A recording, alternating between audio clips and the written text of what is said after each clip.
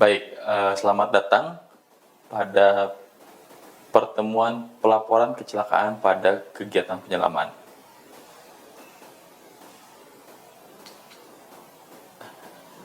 Dalam sebuah kegiatan penyelaman, ketika terjadi insiden ataupun kecelakaan, suatu kegiatan dapat dikategorikan menjadi sebuah kecelakaan jika yang pertama mengakibatkan korban jiwa, lalu yang kedua adalah membutuhkan rawat inap di rumah sakit, dan yang ketiga kejadian penyelam telah hilang ya atau tidak ditemukan melebihi waktu 60 menit.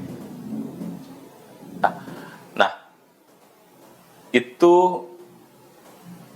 baru dapat dikategorikan bahwa terjadi kecelakaan. Ya. Laporan paling lambat diserahkan 3 kali 24 jam sejak terjadinya kecelakaan. Jadi, pelaporan kecelakaan tidak boleh melebihi waktu 3 kali 24 jam dan diusahakan sesegera mungkin setelah 60 menit terjadi kecelakaan. Baik, kita dapat melihat alur pelayaran pencarian yang dikeluarkan oleh Basarnas ya. Yang pertama adalah ketika pelapor mendatangi kantor Basarnas dengan data-data yang sudah disiapkan dengan berita acara yang dikeluarkan oleh dari diving center, kemudian pihak Basarnas akan mengelola laporan tersebut. Ya.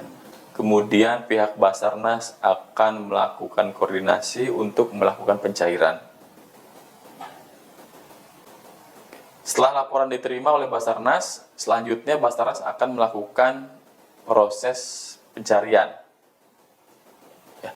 Proses pencarian tidak hanya dilakukan oleh pihak internal Basarnas, namun proses pencarian dilakukan oleh beberapa stakeholder terkait, baik itu dari pihak keamanan, dari kepolisian, dari TNI, kemudian melibatkan organisasi-organisasi relawan penolong ya.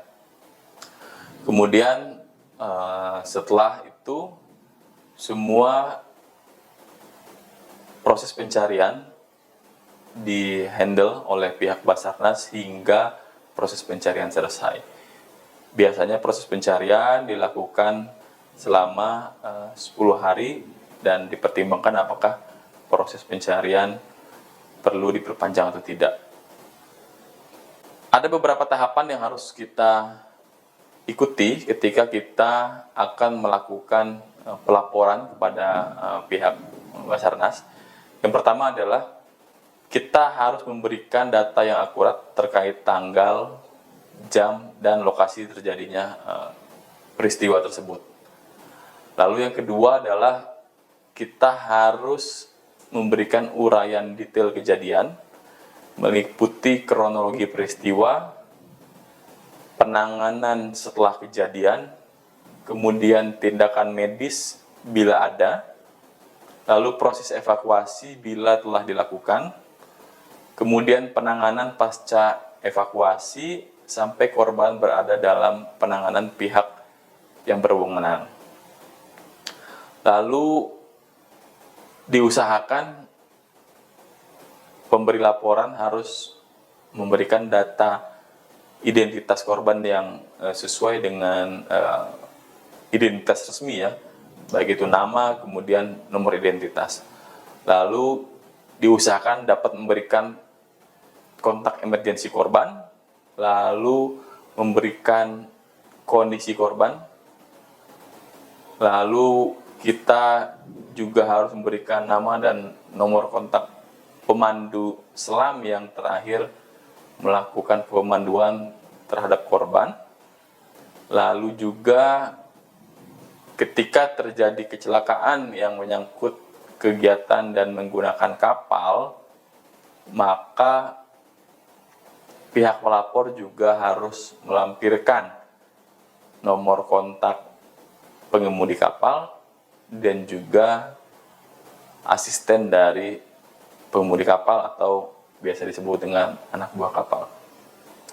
Dan yang terakhir, jika sudah terjadi proses hukum, maka proses hukum tersebut juga perlu dilaporkan sudah berlangsung hingga tahap seperti apa. Lalu lembaga-lembaga apa saja yang harus kita informasikan ketika terjadi sebuah kecelakaan? Yang pertama adalah kepolisian daerah, lalu selanjutnya lembaga pertolongan daerah, yang ketiga biasanya dilaporkan kepada asosiasi selam di suatu daerah, lalu yang keempat dari Asosiasi Selam Indonesia, kemudian agensi pelatihan di mana pengusaha wisata selam tersebut berafiliasi, dan ini dilakukan dalam waktu 5x24 jam. Dan yang terakhir, jika memang terjadi insiden yang sangat fatal, juga harus dilaporkan kepada pihak kementerian, khususnya Kementerian Pariwisata, selamat-lambatnya 5 hari kerja setelah kejadian. Sekian proses-proses penanggulangan korban.